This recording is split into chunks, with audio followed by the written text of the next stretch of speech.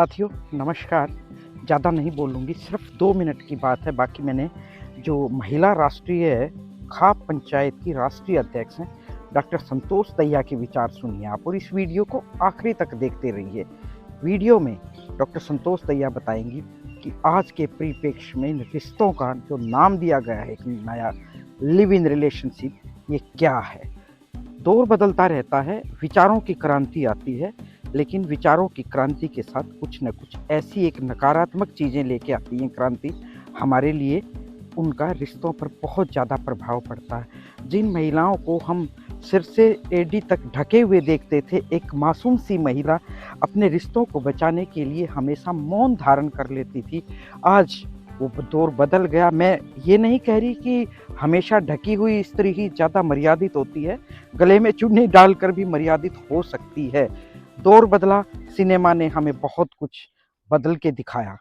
कहते हैं कि समाज का असली आईना कभी कभी सिनेमा भी होता है। कभी कभी क्यों, बहुत बार ऐसी चीज़ें हैं जो हमने सिनेमा पर देखे हैं, बदलते हुए दौर की कहानियों को देखा है। जैसे जैसे दौर बदला, पुराना दौर चला गया और शिक्षा के क्षेत्र में राजनीतिक, आर्थिक, सामाजिक तमाम तरह के बदलाव लेकर आता है समय, और ये हर समय बदलाव होना भी चाहिए, परिवर्तन भी होना चाहिए। सबसे ज़्यादा जो बदलाव का प्रभाव पड़ा हमारे सामाजिक स्ट्रक्चर पर पड़ता है, हमारे रिश्तों पर पड़ता है। पहले जो बाप, दादा, नाई, ब्राह्मण हमारे रिश्तों को देख कर आते थे, और वो रिश्ते चलते थे, अक्सर टूट भी जाते होंगे, खैर मुझे इतना पीछे मैं नहीं जाऊँगी। लेकिन आज एक नया कंसेप्ट आ गया, लिव इन रिलेशनशिप। शादी से पहले नो 2 बालिग लड़का और लड़की सहमति से रह सकते हैं। इतना ही नहीं, बड़े गजब की बात और बड़ी हैरानी की बात है कि शादीशुदा लोग भी लिव इन रिलेशनशिप में रहना पसंद करते हैं, और उन रिश्तों का क्या अंजाम होता है अभी हमने पिछले 2 सप्ताह से मैं देख रही हूँ। उससे पहले बहुत मैंने ऐसे घटनाएं देखी कि लिव इन रिलेशनशिप में रह रहे थे, शादीशुदा थे, और उन रिश्तों का क्या हाल हुआ। आप किसी से छिपा नहीं, सुबह उठकर देखते हैं तो समाचार पत्र इन्हीं इन्हीं घटनाओं से भरा होता है। तो ये क्या है लिव इन रिलेशनशिप, हमारे समाज में, हमारे हिंदुस्तान की संस्कृति और सभ्यता में क्या इस तरह की जो रिश्ते हैं उनको कितनी मान्यताएं हैं और उन पर कितना काम करने की ज़रूरत है। क्या उस पर कोई कानून हो, या हम सब लोग उसको मिलकर कुछ बेहतर कर सकते हैं। तो भाई आज किसी और दरवाजे पर लिव इन रिलेशनशिप है कि साया है, कल हमारे किसी भी परिवार के रिश्तेदार पे, हमारे परिवार के किन लोगों पर ये साया आ सकता है। तो ये कितना सही है, इस वीडियो को देखते रहिए और डॉक्टर संतोष दहिया के विचार सुनिए। मेरी इसी वीडियो में डॉक्टर संतोष दहिया ने मुझे क्या बताया है, आप ज़रूर सुनिए और कमेंट्स करिए। बहुत बहुत शुक्रिया, नमस्कार। सारिका जी नमस्कार, और आपके सभी दर्शकों को मेरा नमस्कार। देखिए, लिव इन रिलेशनशिप एक ऐसा अहम मुद्दा है जिस पर चिंतन मंथन होना चाहिए और जिस पर पुनर्विचार होना चाहिए, क्योंकि आर्टिकल 21 के तहत right to life and dignity, ये आपको जीवन जीने का अधिकार देता है अपनी इच्छा के अनुसार। लेकिन इसका मतलब ये तो नहीं है कि आप शादी करके, बच्चे पैदा करके, घर बसा के और बीच बेचारे उस घर ने तोड़ के और आप कहीं किसी के साथ रहने लग जाओ। ये उन लोगों के लिए है कि जो अनमैरिड बच्चे हैं, यानी कि बच्चे मीन्स 18 साल से ऊपर लड़की और 21 साल से ऊपर लड़का, वो लिव इन में रहने के अधिकारी हैं। ये कानून उनको परमिट करता है। हालांकि वो समस्या भी आती है, और बहुत सारे मसलों में ऐसा होता है कि घर से तो चले गए, बाहर रहने भी लग गए, लेकिन वो नशा जो है वो तो बहुत थोड़े समय का होता है, वो तो तगाजे तक उतर जाए। उसके बाद उन्हें सर पर छत भी चाहिए, पेट रोटी भी मांगेगा, और अगर बालक हो गए तो उन बालों का लालन पालन, उनका पोषण, उनको फिर स्कूल कॉलेज, उनकी फीस, उनके कपड़े, और समाज में डिग्निटी जिसको कहते हैं, समाज उसको एक्सेप्ट नहीं करता। जो लिव इन में रहते हैं उसको समाज कतई मंजूरी नहीं देता। तो जो समाज जिस तरह के वातावरण में किसी को रहने की इजाजत नहीं देता, उस समाज से आप ये उम्मीद नहीं कर सकते कि आप वहां आकर मजे से रहेंगे और आपको कोई कुछ नहीं कहेगा। आपको वो सब भी सहन करना पड़ेगा। इसलिए ये जो कानून है, इसमें एक प्रावधान होना चाहिए कि जो कम से कम जो शादीशुदा लोग हैं उनको लिव इन में रहने की इजाजत नहीं होनी चाहिए। हालांकि मैं तो ये कहती हूं कि जो लड़के और लड़कियां लिव इन में रहते हैं उनकी जिम्मेदारी कौन ले रहा है? उनकी कोई जिम्मेदारी नहीं ले रहा है। कुछ दिन लिव इन में रहते हैं, फिर कुछ समय के बाद जब आपस में अनबन हो जाती है तो फिर रेप का आरोप लगाते हैं। और ऐसे बहुत सारे मामले हैं। पहले तो महिलाओं को मैं ये बहुत बड़ी बात कहने जा रही हूँ सारिका जी, मैं एक और बात कहने जा रही हूँ। अब ये सिरसा में जो 2 हत्याएं हुई हैं, जो लिव इन में रह रहे थे उन्होंने ही मारा है। जो सोनीपत का कांड है, जो गुड़गांव का कांड है, जो फरीदाबाद का कांड है, जो रोहतक का वो जो ब्रीफ केस कांड है, ये ऐसे बहुत सारे कांड हैं जिनमें लिव इन में रहने वाले लोग एक दूसरे का कत्ल कर देते हैं।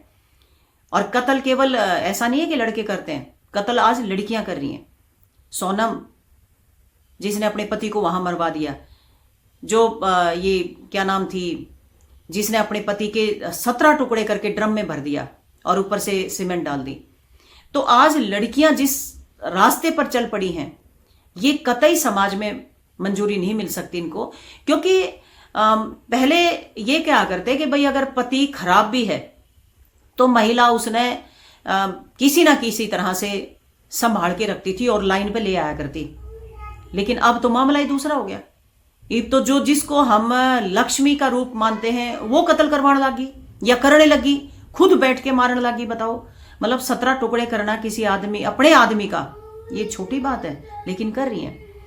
ये जो लाइफ एंड डिग्निटी का जो हमें एक प्रोविजन है हमारी जिंदगी में कि हम अपनी पसंद से किसी के साथ रह सकते हैं। पसंद का मतलब ये कतई नहीं है कि आप अपने परिवार को तोड़ के भाज गए। पसंद तो बेरंत काल न के हो जाएगी, लेकिन पसंद में भी कुछ लिमिटेशंस हैं।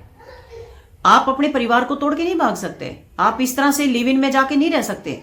और अगर रहते हैं तो कानून में हालांकि ये प्रोविजन है कि उसको पति पत्नी का सम्मान नहीं दिया जा सकता, ना ही सामाजिक तौर पर और ना ही नैतिक तौर पर।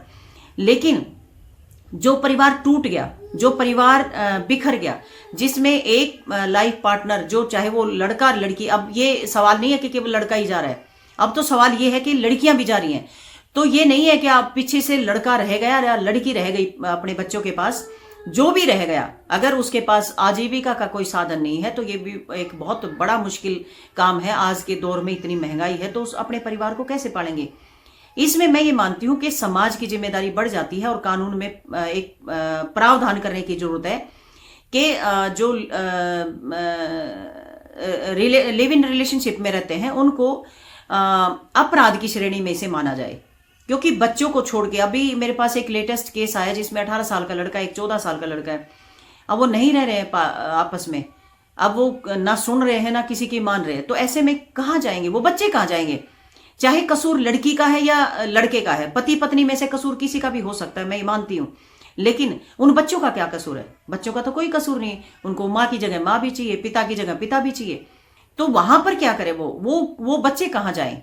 वो मतलब माँ बाप के होते हुए वो अनाथ की तरह पढ़ते हैं, बेसहारों की तरह पढ़ते हैं। तो ये उन बच्चों के दिमाग पर कितना असर करता है, उनको साइकोलॉजिकल कितना टॉर्चर उन बच्चों के साथ होता है, ये उन पेरेंट्स को भी समझना चाहिए। और मैं तो समाज को केवल ये एक अपील करना चाहूंगी कि देखिए, ठीक है, माना कि आप जब परिवार में साथ रहते हैं तो बहुत सारी बार आपकी लड़ाई भी होती है, झगड़े भी होते हैं, कहा सुनी भी होती है और चीजें कई बार इससे कहीं आगे भी बढ़ जाती हैं। लेकिन इसका मतलब ये कतई नहीं कि आप अपने परिवार को रोता बिलखता छोड़ के कहीं चले जाएं और किसी और के साथ रहने लगें। ये कतई मंजूर, इस समाज में आपको मंजूरी नहीं मिल सकती।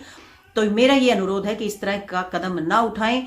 और सारिका जी, हमने तो लिव इन रिलेशनशिप में प्रावधान के लिए, मतलब कानून में परिवर्तन के लिए, हमने माननीय प्रधानमंत्री जी को, गृह मंत्री जी को, कानून मंत्री जी को, इन सभी लोगों को जो एक बड़ी पोस्ट पर बैठे हैं, राष्ट्रपति जी को, इन सब को लेटर लिखा है, उन सबको हमने मेल किया है।